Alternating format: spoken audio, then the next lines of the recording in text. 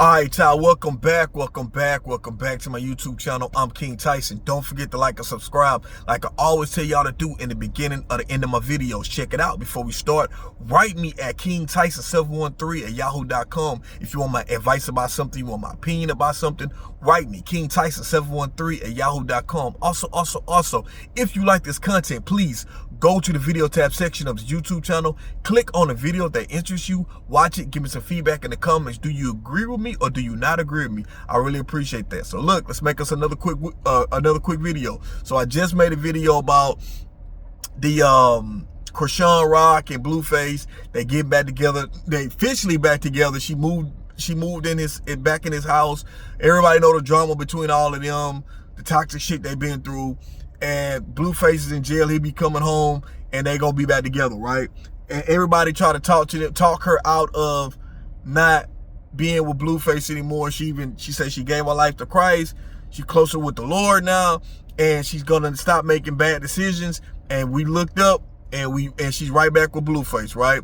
So what I wanted to talk about is the situation, the tragic situation of the husband and wife that was unalived on right? They was on Facebook Live exposing each other business. It was just a whole whirlwind of craziness, you know. Apparently he unalived her and then he unalived himself, right? And they were husband and wife. I think he was about 8 or 9 years older than her, right? And they had a child together. And man, they exposed each other on Facebook Live for a long, I'm gonna say at least an hour or so.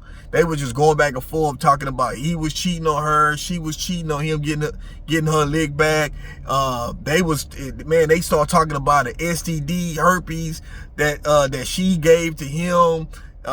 Man, it was like watching a train wreck. It was like watching a car accident. Like it was live. Like it was bad. Like they was exposing each other bad. Like, but it was like they was exposing each other, but it was like on some like hilarious stuff. You know what I mean? Like it was like they was both exposing each other, smiling. You like it was like you could tell that it was normal. Then she was talking about that he got a domestic case, so he's known to beat women. You know, like he's beating her, he's beating his other the wife claimed that he beat his ex-wife. He had another wife, he beat his ex-wife. So he has a history of a criminal record, history of putting hands on women. He was cheating on her. I guess she was trying to cheat back on him a lot of times. He caught her cheating in the act. She ran out the house naked, I guess, at the police station. It was all type of stuff, right? And this example is an example, I like to say, when toxic relationships go even worse, right? Because it's like a lot of times when I hate to say it like this, in our community, right? And I made a video about this before, but I'm gonna say it again. In our community, a lot of the younger generation, not so much the older generation, because we like, look, man, I done been through all that crazy, stupid shit when I was younger. I ain't got time. I want peace. If I date somebody, I'm married to somebody, I ain't trying to deal with any crazy shit. I'm out. That's when you start getting older, you start seeing that. But when you're younger, you start having a little bit more, you want to go back and forth. You want to let the person know that you not gonna bow down. There's no compromising. It's like, you wanna get crazy? Okay, I'm gonna get crazy too. The men do that and the women do that. Real talk. A lot of times, also to the younger generation of women, not the older generation, but the younger generation of women feel like a lot of things is acceptable. A lot of stuff that y'all go through in a relationship is not normal stuff to go through, right? Some black women, believe it or not, young black women have said that they won't talk to certain dudes because they feel like he's boring. You know, they want a dude that bring the toxic shit out of it. It ain't toxic, it ain't fun. And this is a situation to where things just got way worse than what it was supposed to be. And there's the signs there from both sides. One of his brothers came out and made a video about the situation, the tragic situation, and said that, man, you know, if anybody know them, they always go back and forth. They make lives and they go on live and they talk about each other, and this is them. They fight on each other. Apparently she is taller than him. I was looking at a couple of pictures. She do like she taller than him. Everybody saying she was bigger than him. He's way shorter, and they fight each other. And a lot of times women that's in these domestic abuse relationships, right? And let me say this: I want people who never been through this, like women who never been through this situation, brothers who never been in this situation. Let me school y'all on some stuff, right?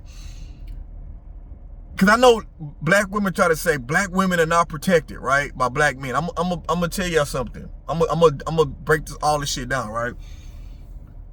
Black men who abuse women, right? Abuse black women.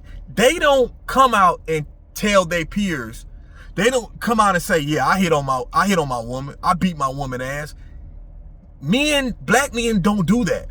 If he got a partner and he say, "Yeah, I had to whoop my woman ass the other day," homie, a trip. What you mean you had to whoop your girl ass? Like, I want black women to understand. A lot of the times, men don't condone other men. A lot of times, men, we don't know that we got a homie that's being abusive to his woman. We don't know that.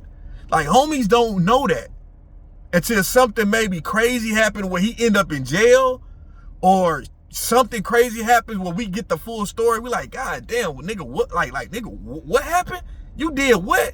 Man, you chilly, man, you tripping. The fuck, like dudes, black men for the most part will check them. I know black women feel like black men don't check other men. That's only social media stupid. That's social media YouTube shit. Black men, like, if we personally know, like, this is really my homie. A lot of times black men will check their partner especially about something like that. So black men, we don't know that if we got a homie that do that, we don't know. We don't know.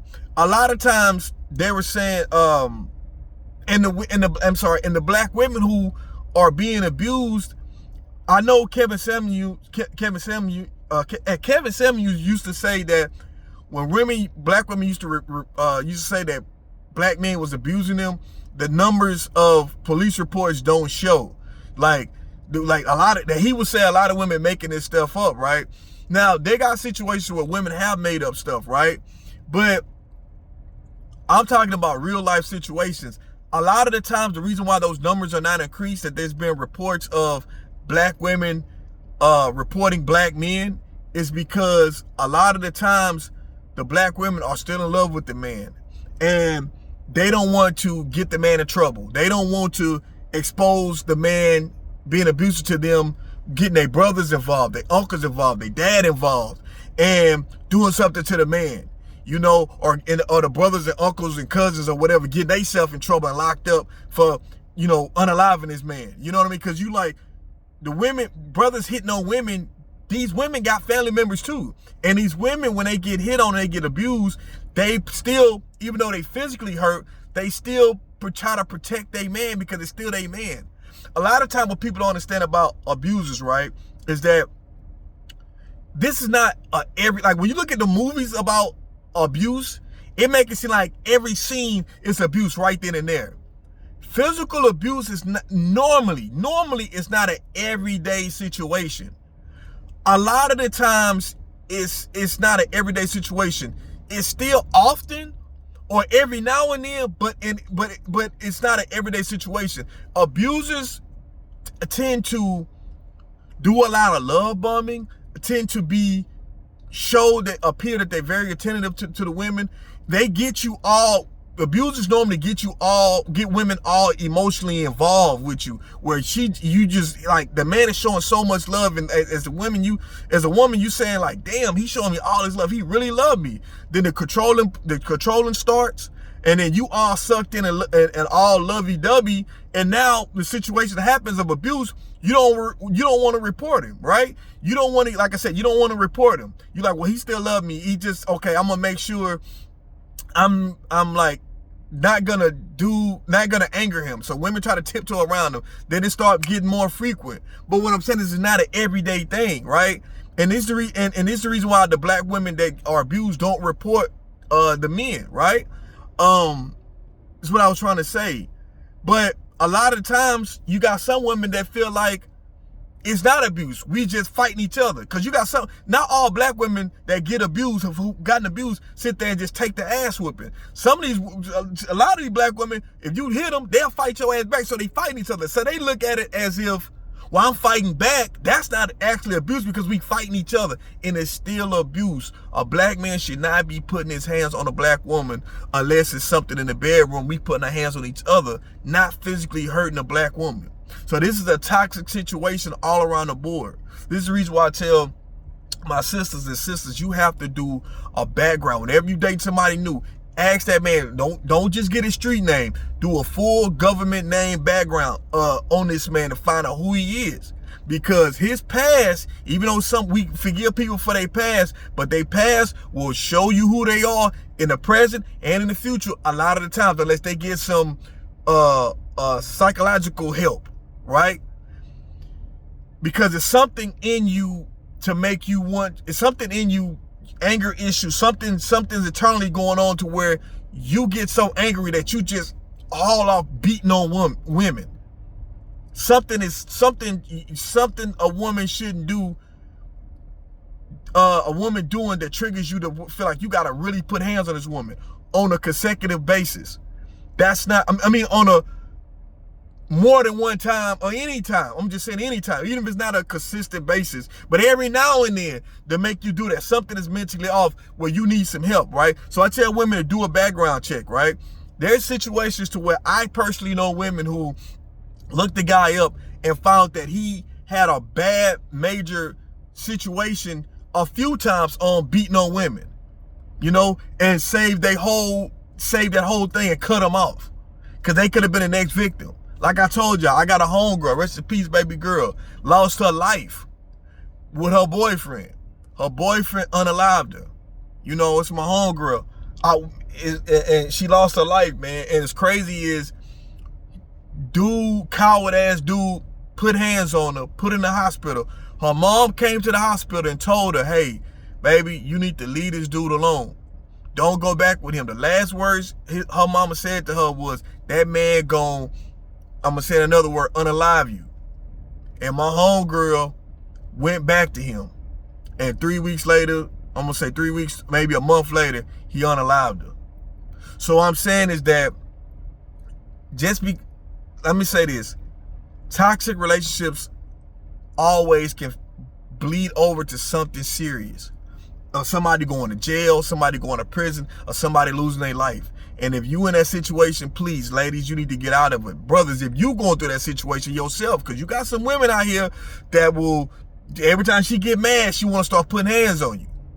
You need to leave the situation. My thing, I always been in a relationship. This is me, how I always been. I tell a woman, if you feel like you gotta, my wife know, hey, or just period, any woman I ever dealt with, if you feel like you gotta put your hands on me, I'm not the one for you, I'm gone. I never let a woman feel like she can, if she mad at me, she could put hands on me. I never dealt with that. Cause look, I got a lot to lose. I got a career going on. I'm not finna lose my career, my livelihood, putting my hands on you, defending myself or whatever. I'm not finna do it. So what I'm saying is that toxic relationships could end in this way. And all the signs was there. Rest in peace to this woman. You know, prayers to they got a child together, her kids. You know, I mean, it's a tragic situation. And everybody saying, well, that's just them. They crazy. They do all this. That's them. Everybody know they had a toxic relationship. And look how this shit ended up. Look how this shit ended up. You know, I don't really have nothing else to say, y'all. I don't know what else to say. Is peep the flags, peep the red flags, man. Like, toxic relationships shouldn't be something you should want to be in because you feel like it's somebody to keep you on your toes, or it's somewhat exciting because this person a toxic person, you going through all this shit. Why would you put yourself through all this type of shit? And something like this can happen. You know, again, it's a tragic situation, but when things happen, these need to be lessons for men and for women. Because there's situations to where there was a toxic relationship and women unalive men. There's more men starting to be unalived by their own woman because of toxic situations, toxic relationships. But that's all I gotta say. Y'all let me know what y'all think about this video. Please respond in the comments. I'm King Tyson. Peace and blessings. One love. I'm out.